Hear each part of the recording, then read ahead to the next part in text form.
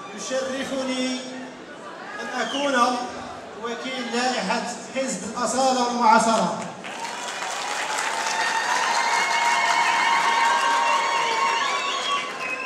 يشرفني أن أكون ممثل ساكنة مدينة وجدة. حزب برهن مؤخرا في الاستحقاقات ديال الغرف على أن المهنيين أعطاو الثقة، فكان الأول على الصعيد الوطني. هذا المنطلق كنرفعوا التحدي، والتحدي عندنا كبير بزاف. إلا وضعوا فينا الثقة المهنيين، الآن بغينا يوضعوا فينا الثقة الساكنة جميعا.